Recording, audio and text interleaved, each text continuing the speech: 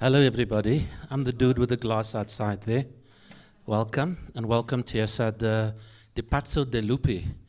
I think it's the Church of the Wild or the Mad Wolves or something like that. So it's quite appropriate that I see some of you in the audience here, crazy wolves in the arts. Okay, 1, 2, 3. Ow! This is an informal discussion, but about very serious topics involving the arts, involving music, involving livelihoods. And I'd like to thank these panel members being here. Most of all, I'd like to thank the South African Cultural Observatory and the representative of SACO, who's grabbing a little water here next to me, is Ryan. And he's going to tell you about the South African Cultural Observatory, what it is, and what's happening later on in the year. Before we go into the panel discussion, we'll go into some question and answers, because some of you look like you want to ask questions already. And then we're going to have a little bit of something to eat, something to drink. I see Bridget's drinking already. And then, and then we're going to, those of you that would like to watch the documentary, the Concert Essay documentary will be there as well. So welcome. Let me hand over to Ryan. Oh, sorry. Thank you very much to Andre. And it's particularly exciting to be in a space like this with many familiar faces that I've seen online and many familiar names that I've read about over the while.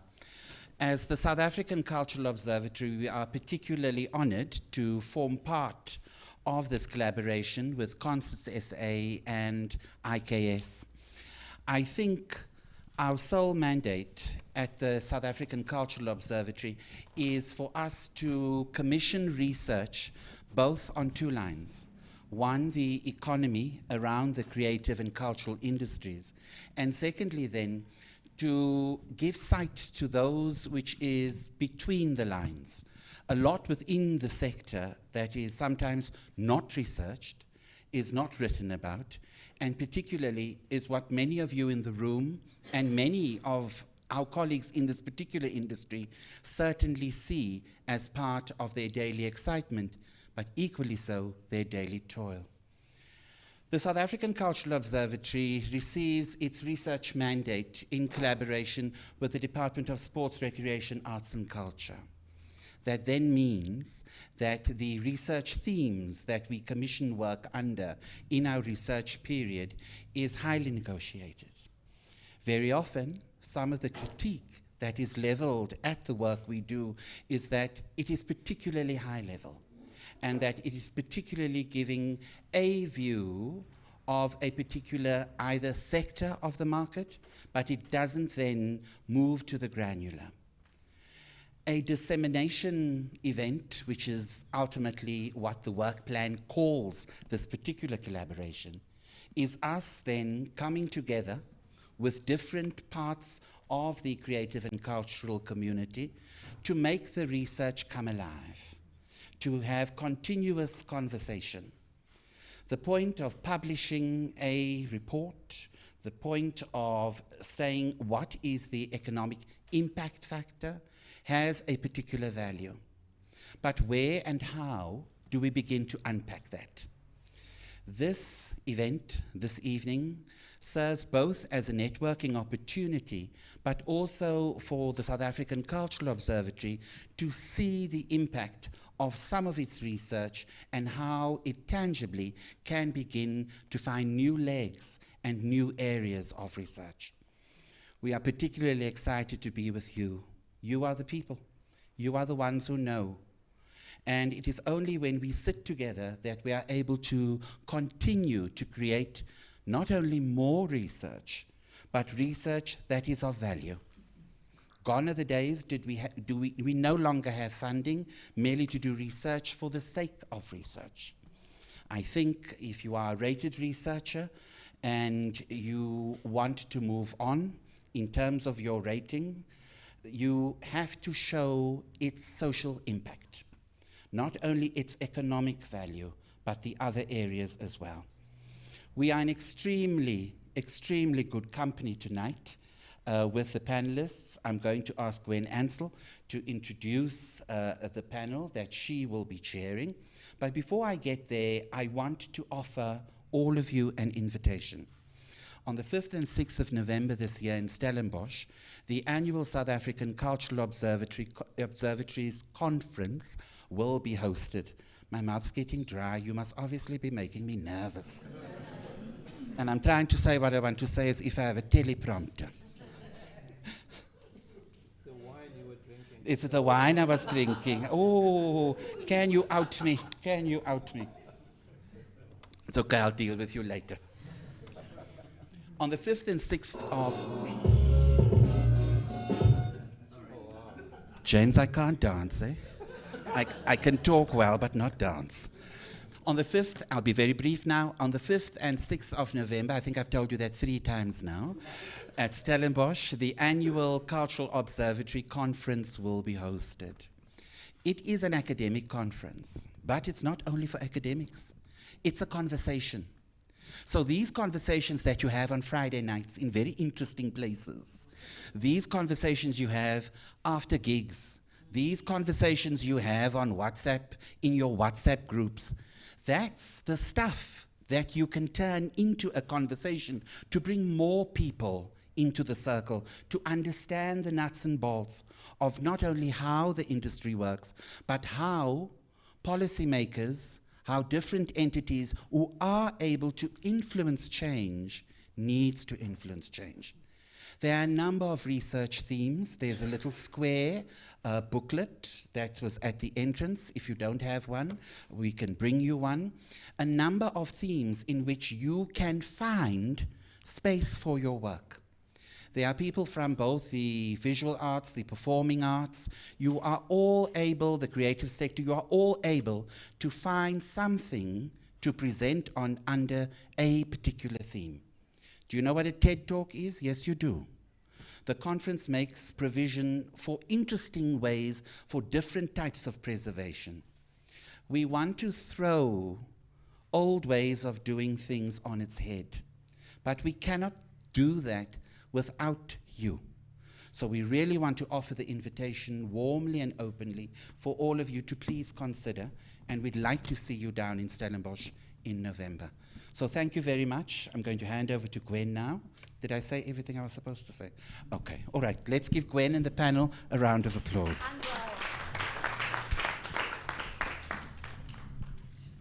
Okay.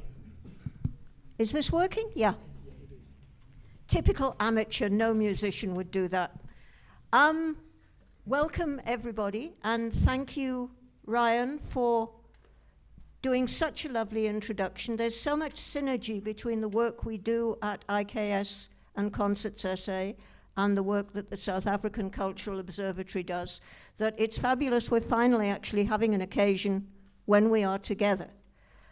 I've been given the delightful task of summarizing 120 pages of research in 8 slides. So that's going to be fun for everybody. But before I do that, I want to introduce the panel that we have assembled for this evening. And they all sent me short bios, and none of them did themselves justice. But here goes. On my extreme left is Concord Nkabinde.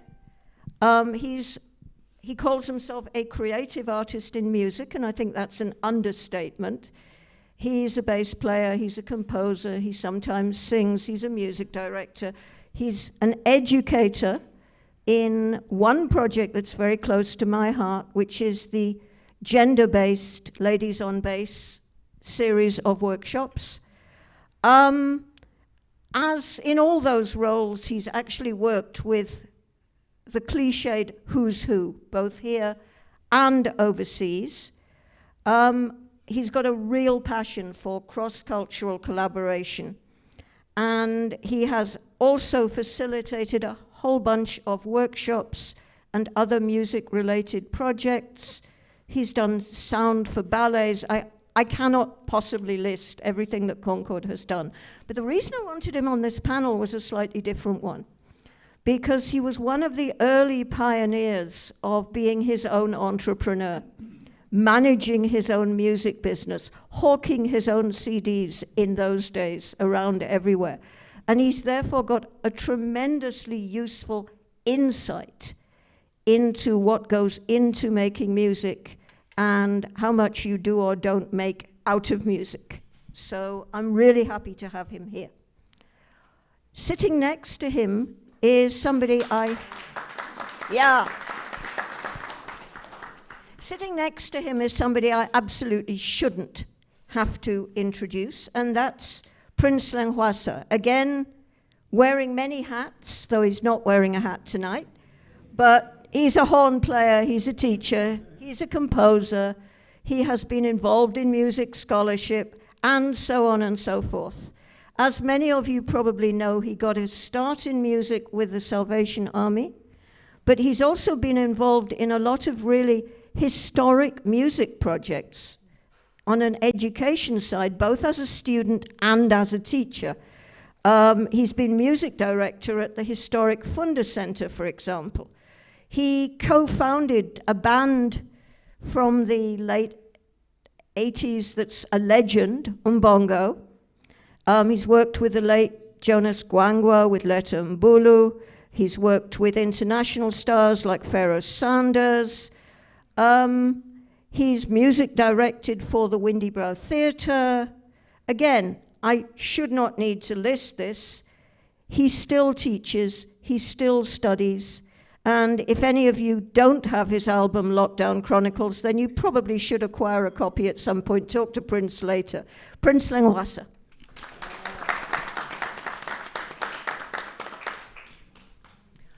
On my right, not politically, I'm happy to say, is Prof. Brett Piper, and that's the only time this evening I'm going to call him Prof, who's an interdisciplinary arts practitioner, whatever that may mean, but again, it means the same thing as Concord and Prince. He has organized, he has taught, he has studied. At one point in his life, he played the cello, but I don't think we can ask him to bring that along tonight. And he's also been a festival director and a music events director, the latter at the State Theatre and the former at the KAKA. So he's got a wealth of experience to bring to the table.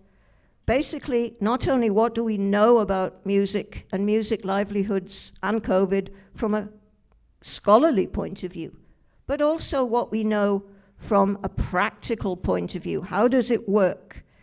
And he has done work both locally and internationally, and published both locally and internationally, and has a fabulous book scheduled to come out, 18 months from now, on the jazz appreciation societies and digger dancing.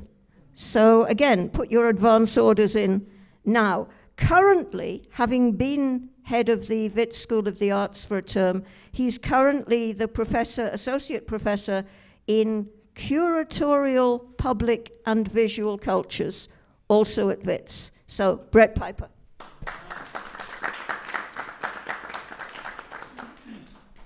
And last but absolutely not least, Titi Luzipo. Many of you will have seen Titi on stage. I hope you have all seen Titi on stage at some point. She's a singer, she's a music supervisor, she's been a musical director. She released her first album, which was self-titled, in 2019, and I learned to my great joy that she's currently working on her second. So again, place your advance orders now. She's performed at multiple jazz events, from here to several European countries to as far away as India, and she's currently a lecturer in contemporary commercial music at the Northwest University. And I have to say, she's also, in many ways, someone who's got a deep historical insight into the music life. Her mother is the last surviving member of one of the most historic bands from the Eastern Cape, the Soul Jazzmen. Her grandfather was a famed hymn composer. So Titi knows the story through her own experience, and she can also reflect on the experience of having had conversations with her family. Titi Luzipo.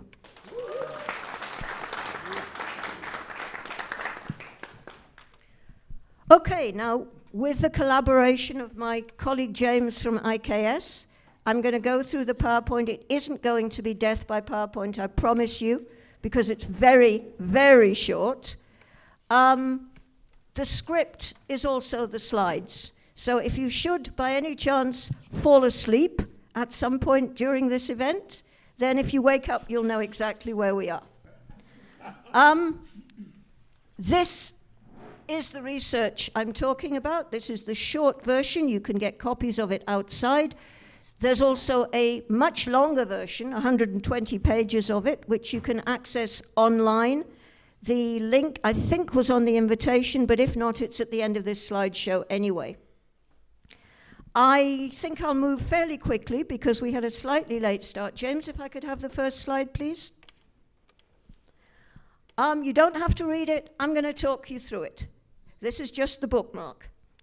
I'm sure that most people don't know much about how the boring stuff around research happens.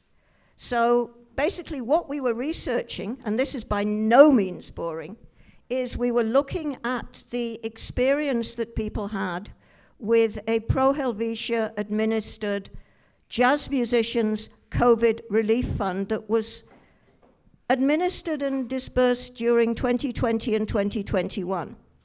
We wanted to know what this told us, both about its own impact, but also about what musicians earn and what musicians have to spend to run a music career.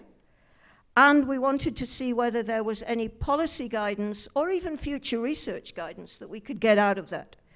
And we did that by a three-stage process. The first stage was working on very, very tightly anonymized data from 711 people who had applied for grant funding. The anonymizing was done incredibly carefully, and we have still in place a non-disclosure agreement about certain aspects of that research because you don't mess with people's personal financial details. So there may be some questions you ask me that I don't answer for that reason. We followed that up. We are bound by the South African Protection of Personal Information Act. We asked all the people who had been in the survey, and we didn't ask as the researchers because we had to stay at arm's length. So Pro Helvetia asked on our behalf, are you prepared to opt in to do a voluntary follow-up survey? And round about half of those people, 374, said that they would. And then, because the research had taken a long time and covered so much ground, we did some interviews with people who did agree to be named. There were 7 of them, to bring the story up to date before we published in 2023, at the end of 2023. And all the time, running alongside of that, we were actually reading international research and what little local research there is in order to see if what we were finding made sense, where it differed from what was happening elsewhere, whether people had been telling us the truth. All of those things you triangulate with other research that's out there, and you see how that measures up. Slide 2, please. So what was this relief fund? It was regular funding granted based on adjudications from a panel. People had to apply, and then the panel decided on whether and how much to disperse. There were 2 rounds of payments. They were regular payments. They were guaranteed for a period of 6 months, and because there were 2 rounds, some people got funding for 12 months, although there wasn't an absolute overlap between the first group of people who were funded and the second. People received amounts based on the shortfall that they reported, and some grants were as small as $2,000 a month. Some grants were as big as the maximum was 15 grand a month. And this payment plopped into your bank account regularly every month for the period that you had been granted it. It was based on a very simple form it was like a page and a half of form, written in plain language, where people told us what their income streams were. Now, what's an income stream? That's an economist term. We all know, you all know music. Musicians don't have a boss. Musicians earn from a bit of a gig here and a bit of composing work there and a bit of music directing there and a bit of a school gig or a university gig there. Put all those together and you've got something called an income stream. So people reported their income streams and then what they had lost through the impact of COVID, which in most cases was almost everything. And based on that, the panel, to whose workings I cannot give you any insight, decided on an amount and a length of time to award.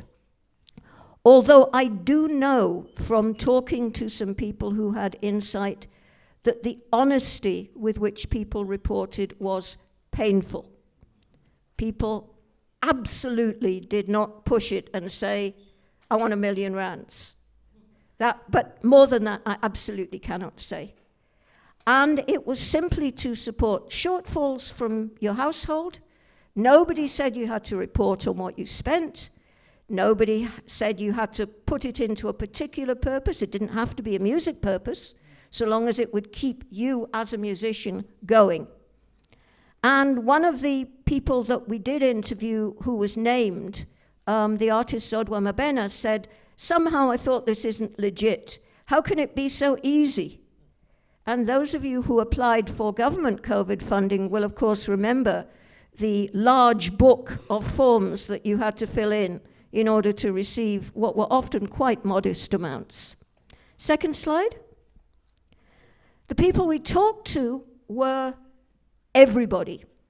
In other words, we had people from all provinces, we had people identifying with all genders, but, and this is true of the music community in general, it's not just true of this survey, it skewed older. It was people mainly in the 36 to 54 years age group, or people who had 9+ years of experience. It skewed male, and we're going to have a panel on women's representation in music in August, but you can read about some of the reasons why that might be the case in the booklet on women in live music. And it skewed urban, because where's the work in music? Very often, it is in urban and peri-urban areas where there are clubs, where there are venues. But I also suspect there was no question in the survey that led us to believe this, but I also suspect older and urban is where you're networked, where you hear about available funding, where you hear about gigs. So I think there may be people out there that we're still not reaching when we do these kinds of surveys. And all of you who are here, I hope you filled in an attendance thing. When new surveys are happening, please spread them to everybody you know, and to particularly the younger, the female, the non-urban, because we absolutely need more of their voices too. And I think we're missing them just because it's older and more experienced musicians who are better networked into these networks where this news gets around. Next slide, please. So, was the fund helpful? Well, when we actually coded all the qualitative responses, the bit, the bit where you don't just tick a box, but actually write something, the words that came up again and again were words about survival and words like saved me. So I think we have to say, yeah, for many, many people, this actually helped. But we did ask people to pin it down, and it was actually pinned down in much more precise ways.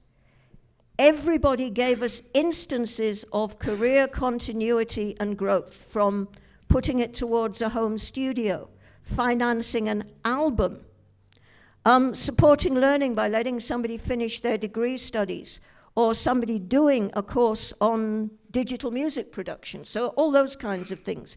People were very specific.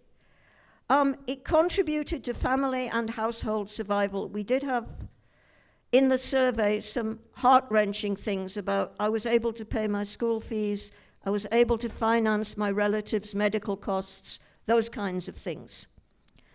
It supported psychological health and well-being and relationships, and people talked about, you know, I can actually take my kids to school and not scurry off because I'm not able to pay the fees and things like that.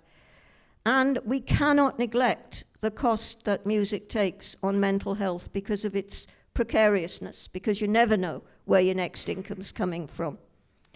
And people were very complimentary about the open attitudes of Pro Helvetia, who trusted the information they were given. Yeah, sure, it was checked whether somebody was actually a musician or not, but beyond that, nobody went round asking for receipts or bank statements or any of that stuff. And that sense of self-worth, people said, was really important. And the quote from the survey that really, really sums it up for me is somebody wrote, "We were treated like a normal working class." Anybody experienced DSAC funding procedures recently? No, don't answer that question. Next slide, please. Now we get on to the meat of this, the important stuff. Having established, which was the primary purpose, that the funding was helpful, we also learned some terrifying facts about music livelihoods. I said the people that we surveyed were in the prime of their careers. They were well experienced. In many cases, they were qualified. These are the people who, at funerals, our Minister of Arts and Culture said, how come these people ended their lives in poverty? They were earning, and it wasn't a wage, but it averaged out at something close to the national average wage, which is the same as a mid-level motor mechanic. Let that sink in. You've been playing since you were 12. You've studied at nights. You're running a band. You've got registered compositions. And you're earning as much as a mid-level motor mechanic. But you're not even getting that as a wage. It's not regular, because we know that music work is project-based. It carries no benefits or allowances, whereas we know that if, for example, you're a state primary school teacher who also earns in about that level, they get housing allowances and various other things. Musicians don't get any of that. There's no UIF, all of those things. So it's not a wage. It doesn't come with the benefits that a formal wage comes with. It involves many more hours of work, often at very unsocial hours, than formal employment. And on top of that, you carry all your own costs of working. So transport, which was the one that was most mentioned, but also instrument and equipment upkeep, practice, rehearsal, band fees if you're a leader, your own admin, recordings, promo. If you're doing online, then you've got your digital costs, your airtime costs. And that means that even before COVID, when people reported this massive loss in income, they were being forced into really hard choices between the costs of surviving as a human being and a family and the costs of surviving as a musician. And that was before COVID drove a train through the whole of it. And because of all of that, next slide, please. And this is the really important stuff. We are experiencing, and the whole of the music world internationally is experiencing what we might call socioeconomic long COVID. Research reports are finding that there's a post-COVID cost of working crisis.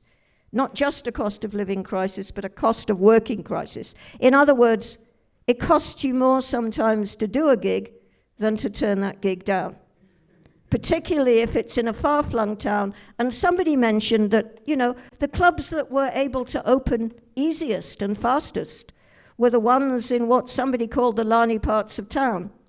So if you live in a township or a far-flung suburb, you've got massive transport costs even to get there to do that gig, even if you get offered it. There are fewer gigs than there were before COVID.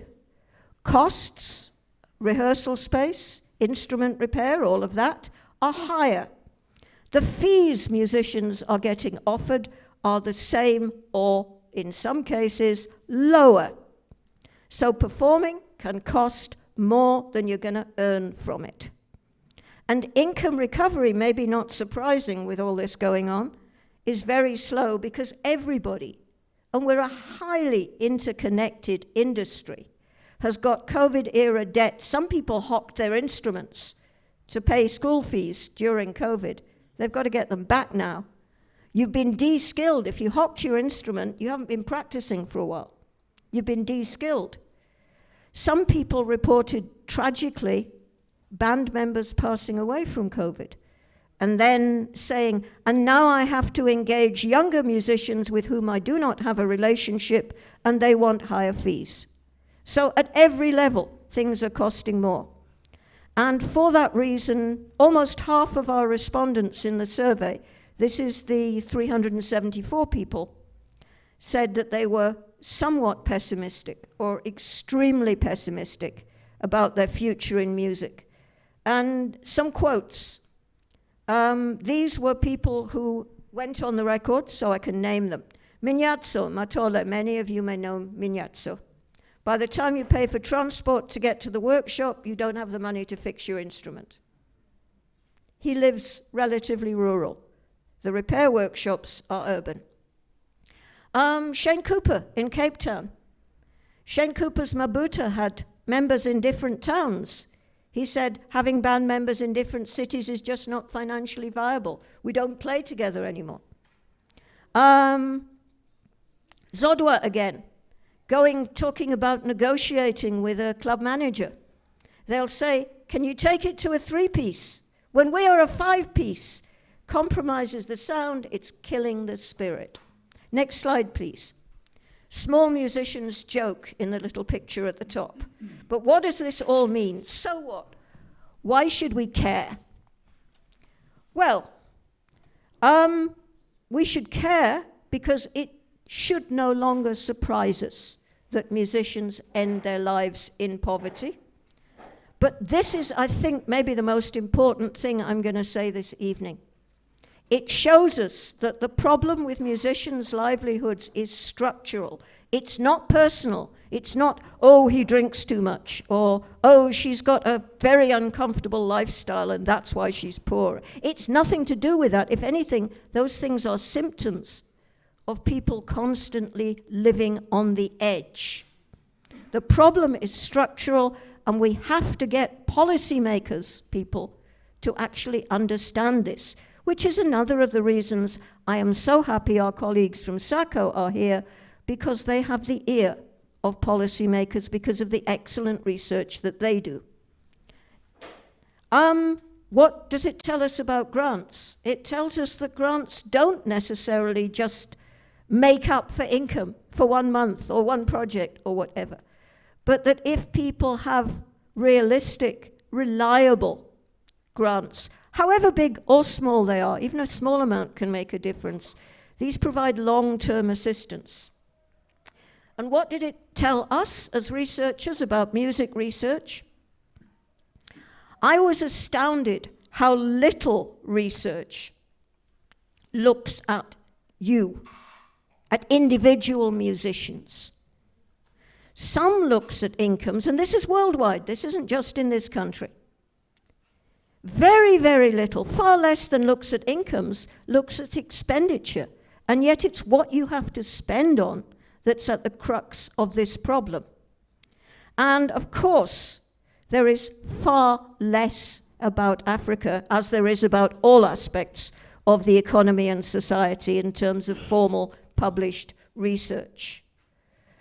And also because we had access, albeit restricted, to a set of administrative data. We kicked off with forms people had filled in to get grants.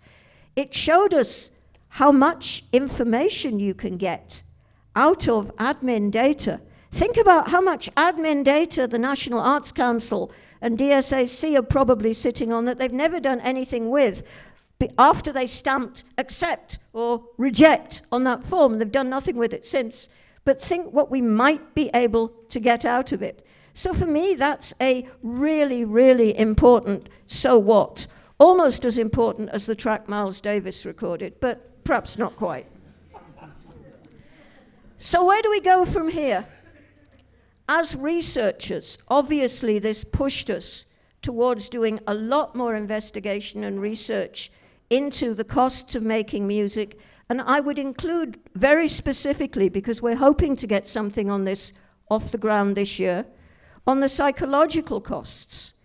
Because these stresses that everybody's living on are possibly one of the reasons for so many early, untimely, and by their own hand deaths that we see in the music industry.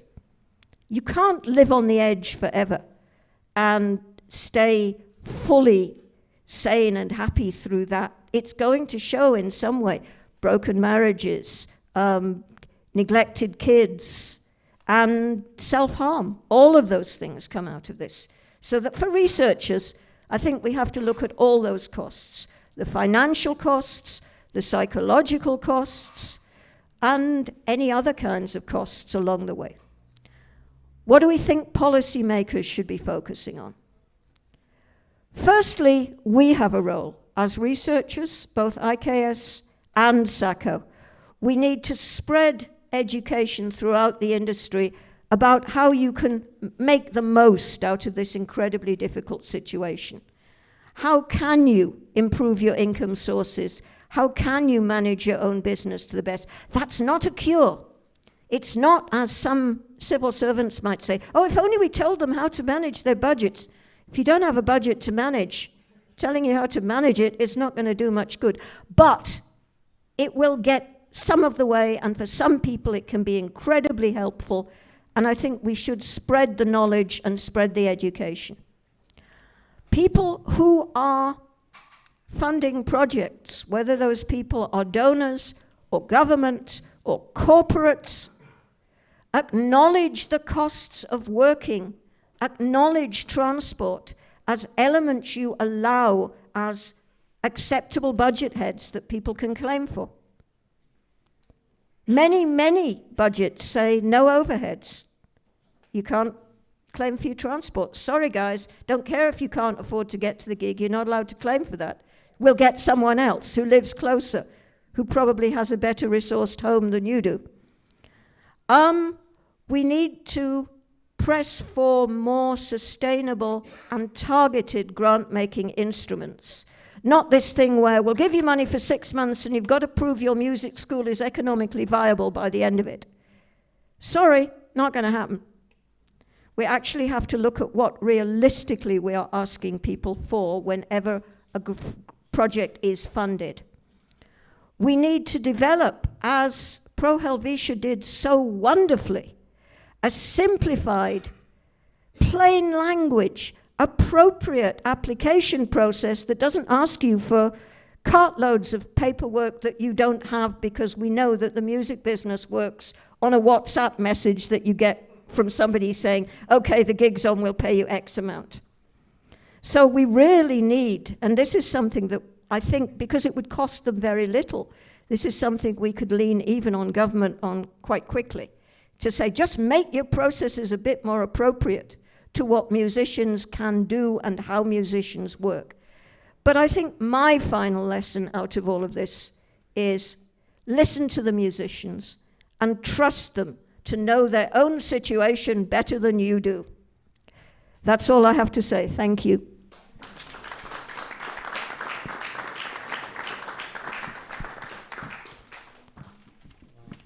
If I could ask my panelists to come back now, I'm going to ask, see, these are professionals, they don't even need queuing in. I'm now going to ask them to make a short individual contribution in response to the research, and after that we will have a conversation between ourselves and with anyone in the audience. I think since time is running, we will talk amongst ourselves, but I will also break that up at some points to take questions from the floor. Let's make this a genuinely democratic and inclusive conversation and see how many points we can get down. I am assuming that somebody is recording. Is somebody recording? Cool. So in fact, we can actually pull out of transcripts later on the points that you make. And I'm going to start by handing the audio space over to Concord and Kabinde. Should have warned us about the filming. I didn't put on any makeup today.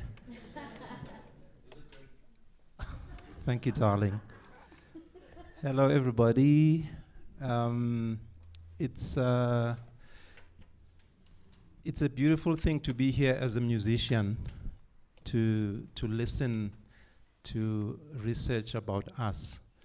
And personally, I'm grateful that you've also invited musicians to be a part of this process. Well, I guess we've been part of this process through the research as well.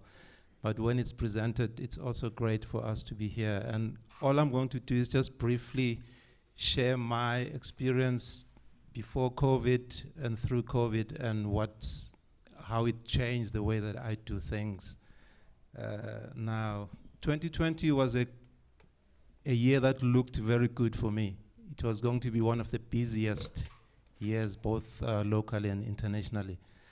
And when COVID hit, obviously everything started falling apart. It was going to be largely touring and some recordings as well. And I started thinking about what could I save in this situation. And the recordings were the first thing that I went for, because I then got in touch with all the people that had booked me for recordings and said to them, can I do these recordings at home and then send you the files? Which is something I had done a few times before. I hadn't explored it much. And I was able to save maybe about 70% of those recordings.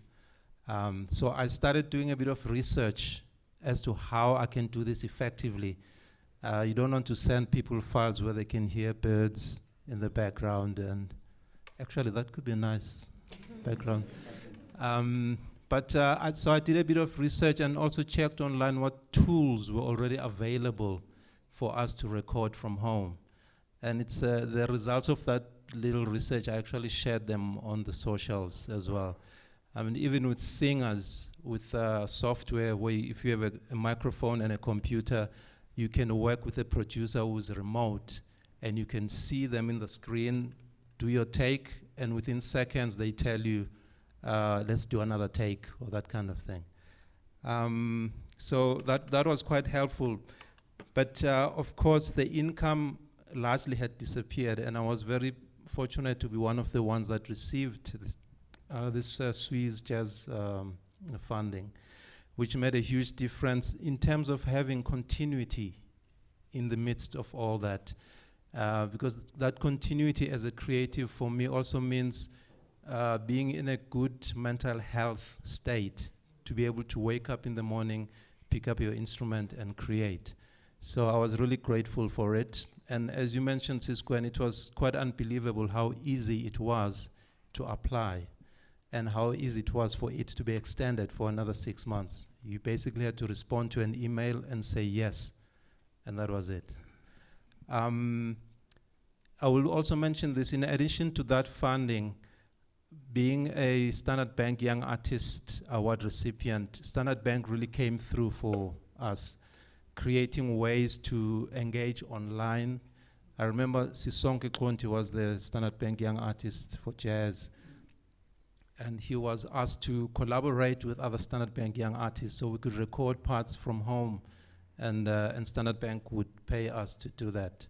So all those contributions really made a difference, but it's also making us realize as artists that if the carpet is pulled underneath our feet once more, as some people keep trying to bring up another pandemic, how do we go forward? And for me, I must say, this is something I don't generally admit, but I've decided to cut down on live performing. So I started focusing on doing production work from home, writing more and doing film scoring and so on. I still perform, but I tend to go for solo performances largely. If there is good budget, then I would incorporate other musicians. And it's just how one is dealing with that. And also I started becoming more intentional about some of the brands that I interact with, particularly musical instruments, brands, strings and all that. Because in the past I would just do a post and then tag them, but now I actually sit down and create content. And that has started to improve the relationship with the brands. And the brands, whatever they give, whether it's strings or whatever, I mean, bass strings, now good bass strings would cost about 2,000 rands a set. So if they can give me 12 sets of strings per year, I'm happy with that. I will do the content, you know. Okay, maybe just one more thing to mention, Cisco, and it also gave me time to go to my SAMRO, SAMPRA portals, the collecting societies. Because as musicians, we get so busy that we neglect that kind of stuff. And as a result, a lot of money falls through the cracks.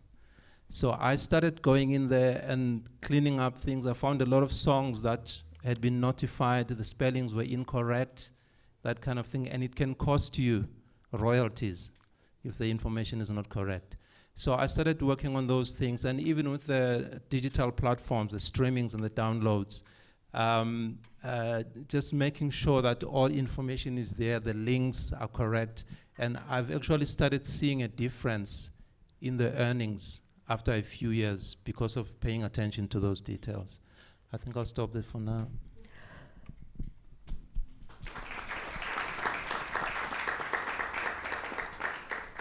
Like the true professional that he is, that was dead on the 5 minutes I'd asked for. But what else could I expect? For me, the most tragic thing Concord has just said is that one of the lessons learned from COVID is cutting down on live performance. And he's not the first musician I've heard to say that. He won't be the last. But think about what that is doing, not just to music, but also to the rest of us who stay sane by listening to music. So really sad to hear that, but I understand why. Titi, I'm going to ask you to go next.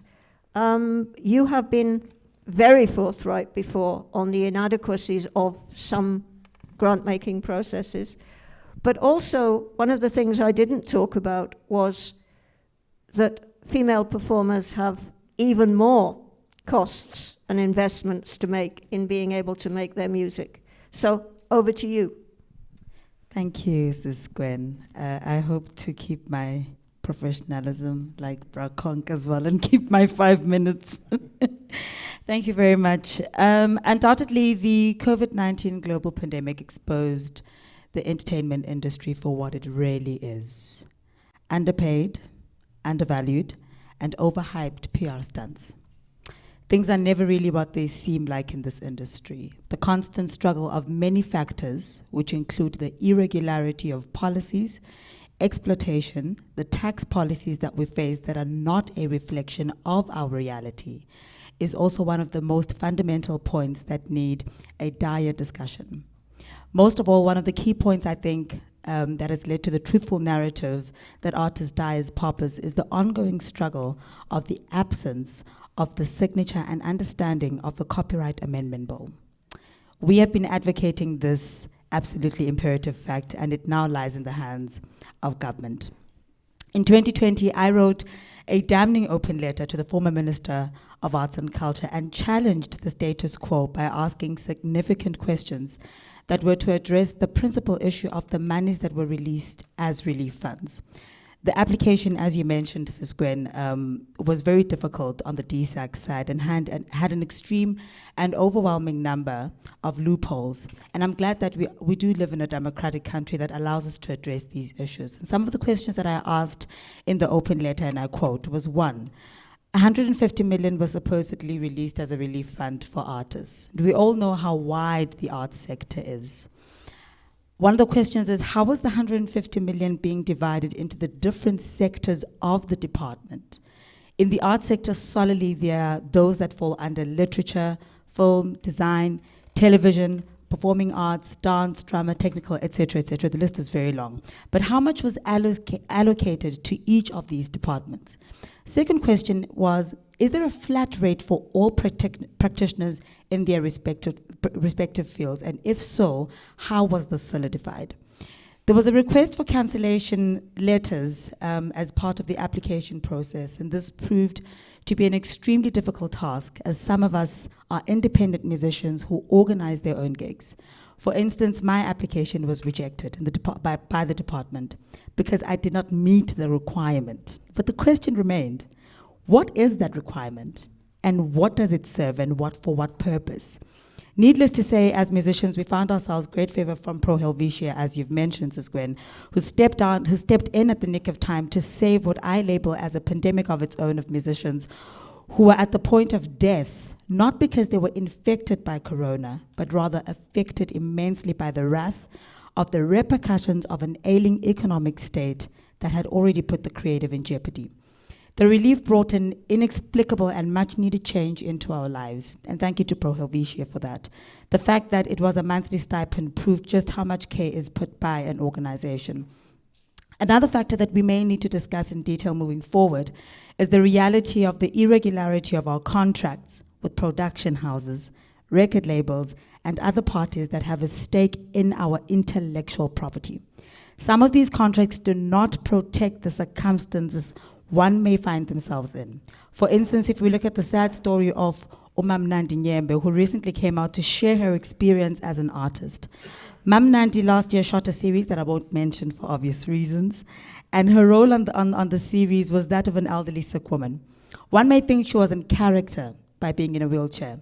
The truth is, it was her unfortunate reality. Had she not pitched on set that day for that shoot, she would have been unpaid. Now again, the question remains, when we receive contracts, are we allowed to produce our own contracts as well that seek to protect us and our intellectual property? How can this be done without us being labeled as divas and without us being labeled as people that are difficult to work with?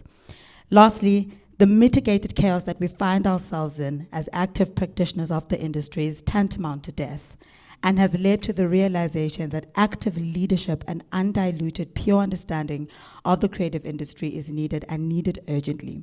Tonight, I encourage us to continue with these conversations and be cadres of unquestioned loyalty to our beloved industry, because answers do come from us, from asking difficult questions in any way.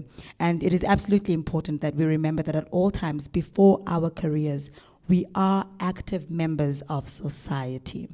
One may ask, are we being political about this? Are we involving politics, and why we're being political? The truth is, we're not being political. We are truthful. Thank you. Thanks so much for that, Titi. And I would say, what the heck is wrong with being political?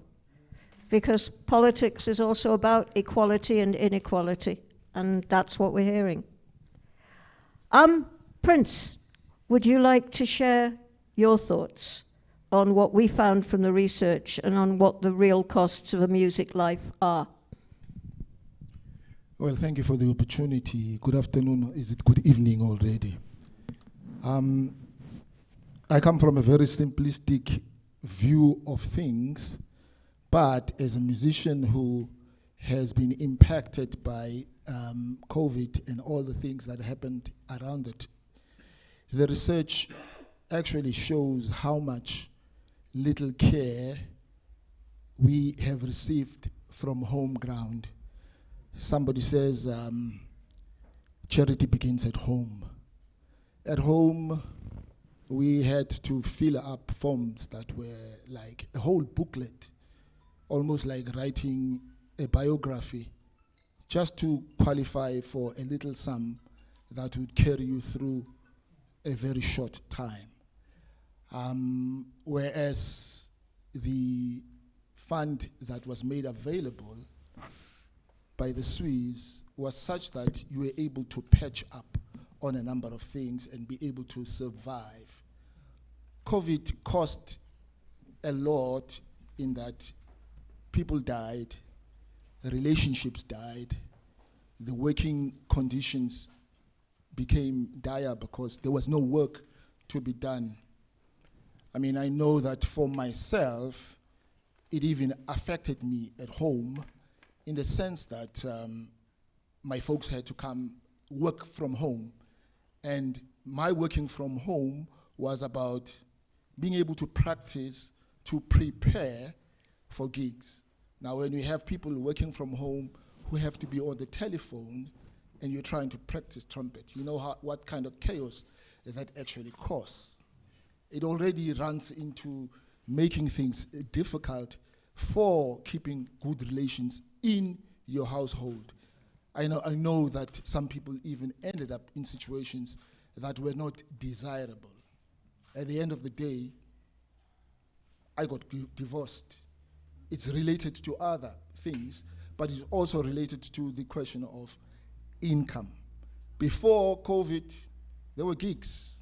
One used to go around, do gigs, work with, even in the corporate space, have a gig with your band. You know that there is some form of income that will sustain you.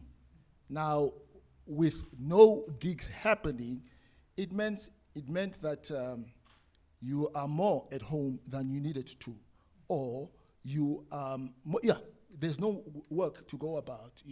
You can't move around, and yet at the same time, during that period of COVID, because of the help that one was able to find in the Swiss fund, I was able to record or write music for my recording. So it's a contrast in a way of this situation became favorable in one setting, but also unfavorable in another setting. So the research actually shows how little care we received from home ground as opposed to people looking at us from the outside saying, but we can extend ourselves and help. I mean, getting help for 3 months at home with a whole booklet of forms that we had to do, opposed to 2 pages that an outside organization gave where you are able to be sustained for 6 months. At the end of that 6 months, because COVID was still on, they were able to extend and get other people help. So it's really like there was a blessing in this. We have to look back at home and say, where is the charity? Are we really being given what we deserve as musicians or as artists? And I guess there's a lot of other things that can be spoken about, but for me, this is, the part that really became, this fund made us feel human. We were recognized as musicians who are part of society, who are able to give back to those that depend on us. So there's a lot that came from the support and the research in my 2 minutes of the 5.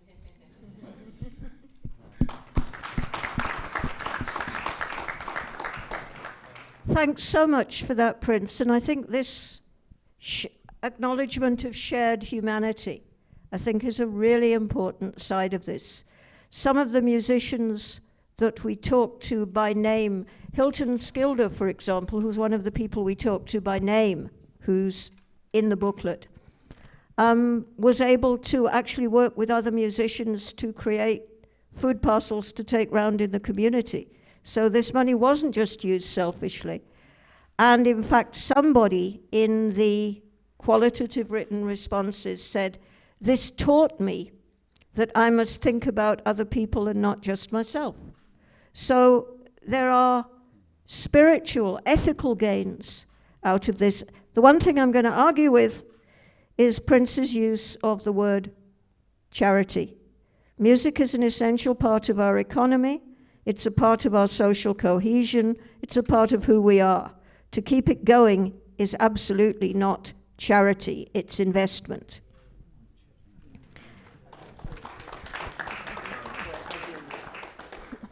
Okay, to round up and perhaps to take us back a little to the knowledge base of the research, though I'm sure he won't just do that.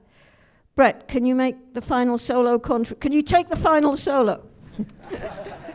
Thank you, Sis Gwen. So it's an honor to be in present company, of course, and just lovely to see many respected musicians and arts professionals and old friends in the audience. Can I use your mic, please? Okay, thanks, Titi.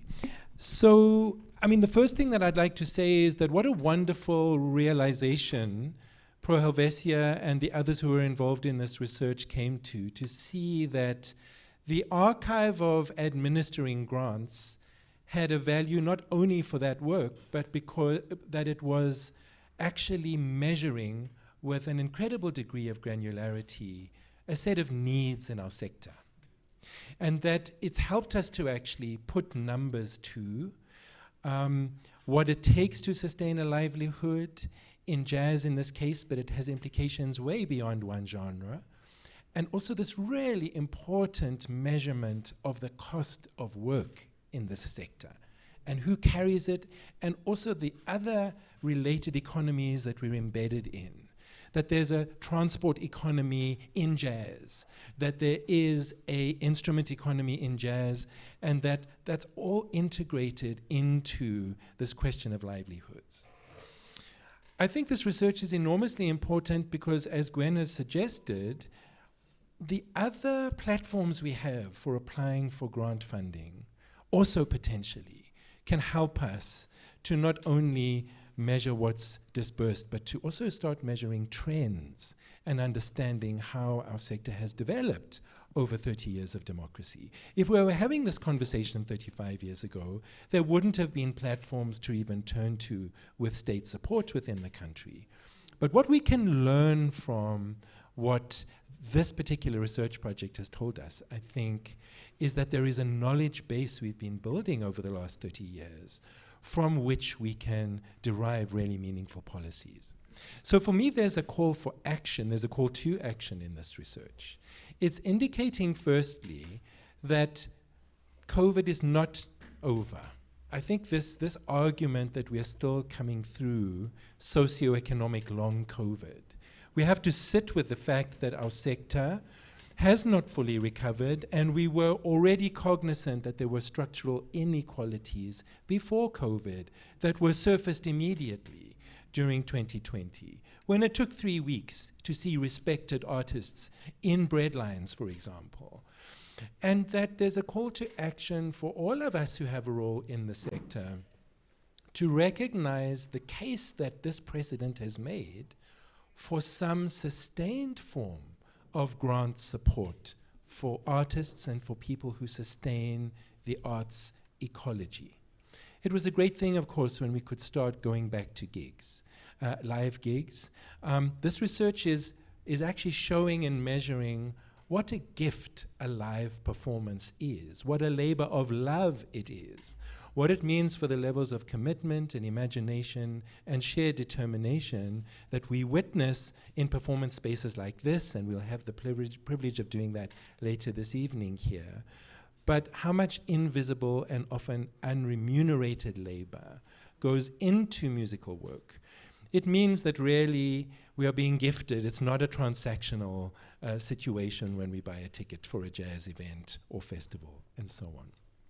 And so I suppose the important thing is looking ahead is that we have to, I suppose, and here the work of IKS and SACO is so valuable. This research gives us an empirical basis, an actually measured basis of what the needs were, what an intervention, what difference an intervention could make, like the Swiss Relief Fund funding, but that if the needs have not ended, it's a problem that the funding has ended, and I'm going to pick up on Prince's important point about what it means for that work to really be pursued at home in the first instance. So I think we have an opportunity to be advocates for the learnings from this project and to continue to advocate to support meaningfully sustainable ecologies for these exceptional human beings who give us this music. Thank you. Thanks so much, Brett. I'm going to take an executive decision here and say that we will take a combination of panel discussion and questions from now on, because our time is galloping. At 7:30, Abavuki are going to give us their performance. So I'm going to start by inviting 3 questions from the audience. They won't be the only 3 I take. And then throw those to the panel and use them to open up some more discussion between us. I see a hand at the back, very vigorously waving. First question, Michelle, hand at the back, and one more for now. What, you all suddenly got shy? Okay, start at the back, and then the person immediately in front of the person at the back. Where are our mics? So Gwen, just for the record, would you be willing to repeat the question, or at least just think, because we haven't got roving mics? I will actually repeat the questions. So, question at the back. Oh, there's no mic, so I have to project. Yes. Project. I'm going to try. I am a classically trained pianist, but I'm wearing a hat. I work for Business and Arts South Africa. I am the membership officer there. But also another hat, which is also very heavy, is that I grew up in a household. So my dad is a jazz pianist. My whole life I've known him to play the piano, and I guess that's why I'm also here. But now I'm very passionate about, kind of being a vessel in building sustainable models, business models for creators, because I've seen what has happened with, my father and the less gigs that we're having and all of that, and sustainability. And I really liked the presentation because it really speaks to my heart, but also the work that I'm doing right now currently with BASA. I don't think, for me, I have contributions, not so much of questions, but I guess food for thought for the masses. I did study at Wits, so I do know Professor Piper. I wouldn't say very well, but yes. I think for me, my intro would be that the so what link that you made, chair of the panel, to so what Miles Davis, I think it's from Kind of Blue. And I guess during that time, I'll just give context for people that are non-jazz scholars. Oh wow. I guess I'm bragging a little bit. That I guess so what came in a time where, I guess Miles tried to bring about change in terms of he kind of differentiated from the proper heavy chords and like the heavy chord progressions to like a change, what people were used to back then, to a different harmonic and easy, I guess, melodic lines of doing jazz style. So moving from bebop to, kind of very sticking to the mind melodic tunes in terms of jazz and whatever. But I'll cut that for now.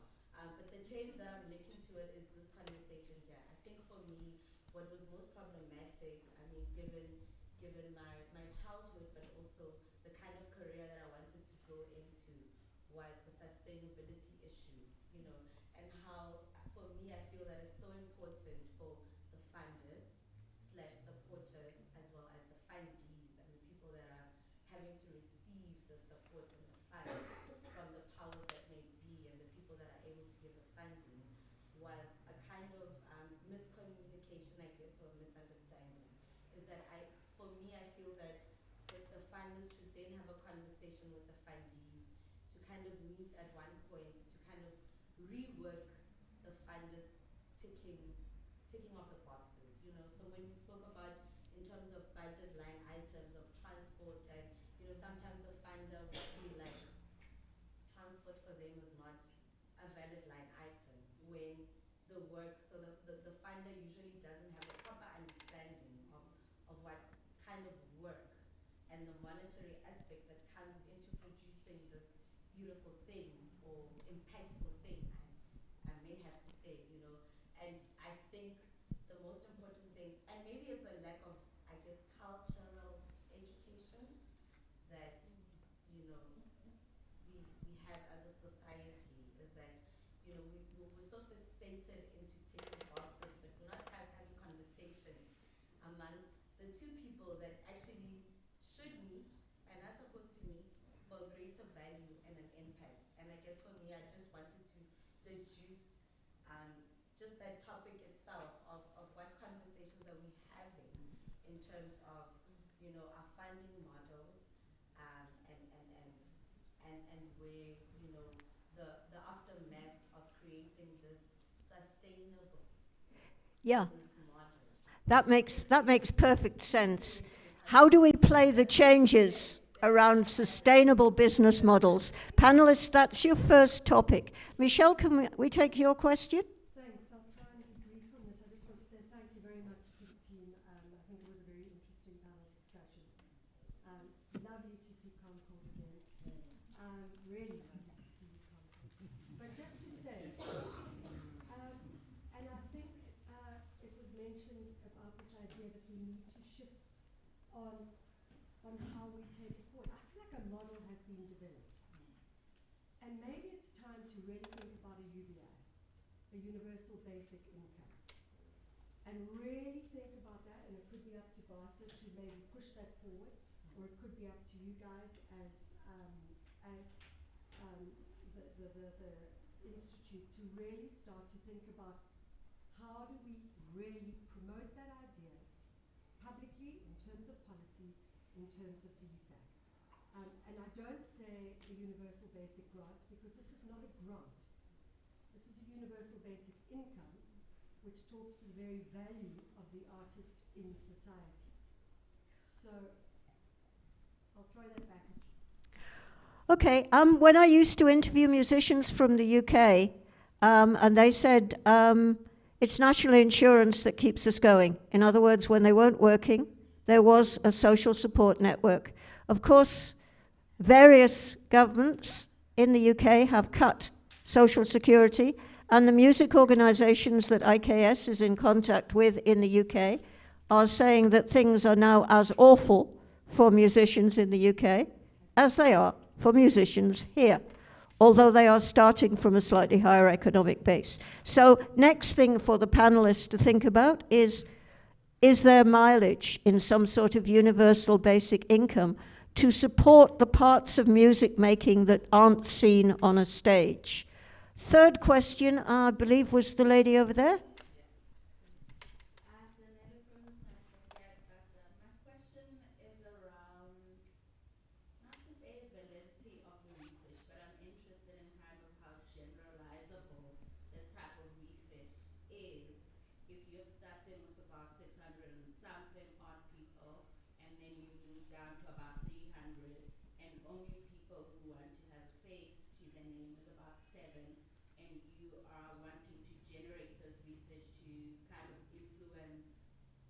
policymakers.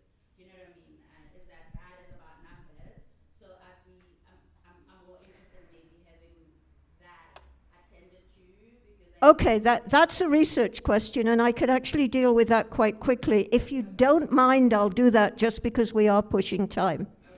As I said, we triangulated, which is the fancy word for compared and contrasted, our research with all the available research that we could track down worldwide. Everything that we found was echoed. Absolute amounts were different because, of course, economies are different, currencies are different. But the circumstantial things, the costs, the levels of wages as compared to other wages in the economy, the stresses that musicians underwent are exactly the same as all other research everywhere has found. I mean, if I'm putting my hat on as a business studies school lecturer, then I would say there are close consonances, but I'm not wearing that hat tonight. And I will say that every other piece of research we looked at backed up what we were doing. All the research that's being done by industry organizations worldwide post-COVID is coming up with the same things that we're coming up with. So I would say in terms of both validity and generalizability, we actually have significant strengths. Having said that, of course, the more research we do, the more generalizable it'll be. And that is why there's this constant call for saying people aren't looking at these issues as much as they should. Any grad students in this audience still looking for a dissertation topic? The door is open. So yes, I think we are valid, I think we are generalizable, we have triangulated with comparable research, and everybody's saying the same things. South Africa's not an outlier in this respect. But the more research we have, the more granular research we have at the level of individual musician livelihoods, the stronger those arguments become. I hope that's answered your question. Panelists, can we think about, would we like a universal basic creatives income? And what are the changes we have to play in order to get policymakers and grant makers talking to music practitioners? Who'd like to go first? Suddenly shy. Come on. I'll go, okay. Thank you, Titi. I'll go. Just repeat that question. My ADHD is kicking in. It's a Friday evening. Okay. What changes do we need to play in order to get policy and grant makers and musicians talking to one another to transform the model of that relationship and therefore of the grants that come out of it? Copy. Okay, I think one for me, if we were to talk about policies, is something that I mentioned in my address earlier, and that is the importance of the signature that needs to go onto that copyright amendment bill. I think that's where we would need to start. That changes the narrative of everything, and it goes wider into the creative industry. It doesn't only go into music, but it goes into the actors, the dancers, and everything in between. I think it was yesterday I wrote a Facebook post about what, ma'am, sorry, I didn't get your name, that you were talking about the conversations that need to happen amongst each other, yes. So one of the things that I wrote is that perhaps we also need to start looking at the conversation between the policy finder and the policy findee. You're absolutely correct. Because there are certain percentages that go into that take away from us and take away from our basic income. So if my record label or my management says, okay, Titi, we are going to generate a basic income for you of 5 rand a month. If my record label or management company has got a contract with X amount or X company of a PR agency, then the record label has every right to say, from that 5 rand we're giving you, 2.50 rand actually needs to go to the PR company. And then the PR company says, well, we've also signed a contract with a stylist. And that stylist, because you need to look good, you need to be trained up, you need to absolutely be gorgeous at every gig, we are going to take a further 1.50 rand and take it to the stylist. By the time I get the basic income, it's 50 cents. So we do need to start having the conversation, but I think the vast conversation to have is the conversation between the policy finder, who created this policy, and what benefit does it have to the active practitioner? Yeah. What impact does it have to the societal issues that we're facing? And thirdly, how does it affect the economic state, rather the failed economic state of South Africa? Thanks very much, Titi. Does anyone else want to come in on that issue?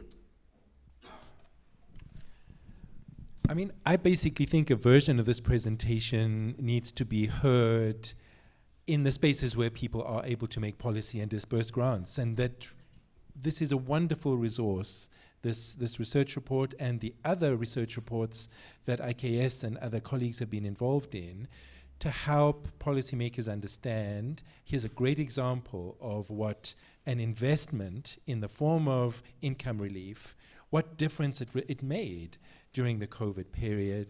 And it could also, as Titi is pointing out, help to make visible how it's not only sustaining music livelihoods, it's sustaining the transport sector, the hospitality sector if it's a festival, et cetera, et cetera. And in other words, an investment in this aspect of the arts sector has a multiplier effect in other ways. And so I think we should really try and see that reports like this aren't only heard by musicians, communities like tonight, but in fact by people who are in a position to perhaps learn from them and connect some of the dots between that income relief and the ongoing long COVID. that the sector is enduring.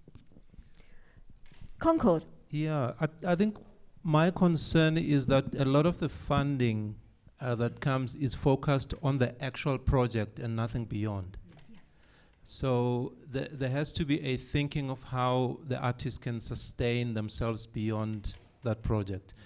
So you get funding that says you can only use this money to pay for instrument hire or this and that, but you can't use it to do this and that. But there's no understanding of how we work. So the policymakers and the fund givers need to have a good understanding of how we operate and what things are crucial for us in terms of mapping out a sustainable approach. Gwen, can I jump in? Please do. Sorry to do this, but I think that's the point of the universal basic income, and there's a lot of research around it, where they've tested it in a variety of spaces. And what they've tested is what happens if you give someone an income on a monthly basis. So there's no end to that income. You have the income and you decide what you want to do with it. I have no doubt that musicians would figure out what it is that they need to do with that income. So this is not a grant to say we feel sorry for you. This is an income that says, if I give you this income on a monthly basis, you will be able to lift yourself out of the space that is on ground level and you'll be able to go to the first floor. It's a bit like an antidepressant. They give it to someone who's on the ground level so that they can get themselves to the first floor and then start to action. So to my mind, this is such a huge opportunity. And I agree, it's something that should be offered to policymakers, etc. But I feel like what I'm hearing here is just a, okay, yeah, we see this. Guys, it's here. It's part of the, I see you nodding your head. Come on. Go on. Do it. Sorry. Okay, Titi? You are absolutely right. And just to chip in there, Sis Gwen, recently my mother was called by the Department of Arts and Culture as a Living Legends program member. And it was a weird invite because it was an invite that came today and said, hey, can you come through tomorrow? And then my mom said, okay, well, I'll be there. And to their greatest surprise, together with other legends, the minister announced that he will be giving X amount of money to the living legends, and there were about 50 of them in the room, as a gift. But then he mentioned something very specific after that, which got me thinking. He said that from that day onwards, he pledges to give the living legends X amount of money every month for the for the rest of their livelihood. And I mean, I was excited because then I get to be a beneficiary from my mom's little money. But the question then remained, yes, it is a trap. However, what about the next generation, and what about the longevity of the creative arts in its entirety, right? Yes, the legends need it because they are out of work. I mean, my mother is now 73. Yes, she can sing, but no one's going to book her. You know, and yes, she needs that sustainability.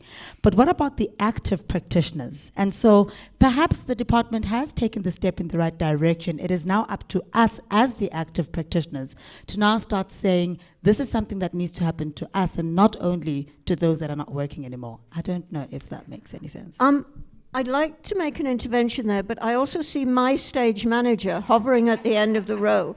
Andre, how are we doing for time? We're done. Look, can maybe you want to have a quick wrap up and we can say thank you. We're not going to play the we will play the documentary inside, and there'll be networking outside. Okay. Somewhere. So yeah. I think This is like when you're in the middle of a solo and somebody comes and turns the mics off. I didn't turn the mics off. Okay, I'm going to say one very quick thing and then ask my panelists for a couple of minutes each of roundup. The quick thing I'm going to say is if anybody is sitting there mutinously feeling that a musician's basic income will nanny people or create dependency or any of that, There is a fabulous book about grants made to small farmers in Mozambique. It's by Joseph Hanlon. It's called Just Give the Money to the Poor, which actually, on the basis of some very solid research, points out that when you give any economic sector money, they spend it on other economic sectors, it's Brett's multiplier effect, and actually get the economy growing again. So that's my two penneth. Since we just heard from Titi, let's start with Concord, and we'll take 2 minutes from the panelists, but not from me anymore. Not much, but Michelle, just to say, maybe some of us are not that familiar with the universal basic fund. Yeah. Send us a link. But it sounds like that's what we need. And I think we will have not balanced matters if we don't address our interests as artists, that all this work can happen, but if we are not willing to step up and engage with this, then it's not going to help us in any way. I think one of the last things that for me came out of the COVID period was that now, more than before, I do a monthly check in terms of my income and expenses. I did it before, but not as intentional as I'm doing it now. So, yeah, we need to step up as artists. Yeah. Thank you, Concord. Prince. Well, part of the step up as artists means people need to be more aware of what is happening around them. I mean, Titi just spoke about legends, you know, that they were offered something. There are backing musicians who used to work with principal musicians, many of whom are passing on or have passed on. And it has created a place where these musicians have no work. Because they used to have a gig with, you know, a Huma Segela, whoever, I mean, many other people. But now, with these legends gone, it's a question of when are we getting a gig? And between the ages of 60 and 70, how are those people being taken care of? Because now we're looking at legends. We're told legends are 70-year-olds and going the other way. So there are people in a 10-year space who've been musicians for 40 years, contributing to the economy, who are left with no work. And as we say about the policy, maybe that is also another thing that needs to be looked at, because there is a generation of people who kept the home fires burning before the exiles came back, who are now left with nowhere to go. Nobody wants to, well, maybe they are not employable. Who can say a person in his 60s as a musician is not employable when they have a skill? But if there's no work, and the people that they used to be on stage with are gone, it has created a problem. So maybe another policy thing needs to be looked at. Musicians are all musicians, not just the famous names. Brett. Just quickly, the key value for me of this research is that it centers the experiences and the livelihoods of the musicians themselves. There's so much we can learn from that. It has so many implications for the kinds of support that musicians really need, and we need to bring that to the attention of anyone who's in a position to assist in a sustainable way. Thank you, Brett. Titi. Titi, are you done? I've said enough. Okay. I'm sorry we didn't have more time for questions. Of course, we started late. This is South Africa. It's Friday afternoon. But huge thanks to Concord, to Prince, to Brett, to Titi, to Concert SA/IKS and the South African Cultural Organization for helping to make this observatory. Thank you for helping to make all this happen. To the venue, and of course, to all of you, give yourselves a round of applause for being such a fabulous audience.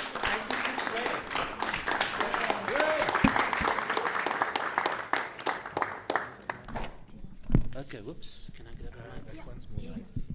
Okay, so there's going to be some wine outside, something to eat. But before we go and do the network thing, Carlo, just wait a second, man. So it's nice to call people to order. During COVID, we did a conference and we started a World Jazz Network, and I had to get the jazz at the Lincoln Center on board. And they asked me, I spoke to this woman called Georgina Jabor, and she's like one of the heads there and Seaton, and they asked, who's facilitating the panel? And I said, Gwen Ansell. And they said, she can facilitate the world. We'll be there. So a big round of applause to Gwen Ansell.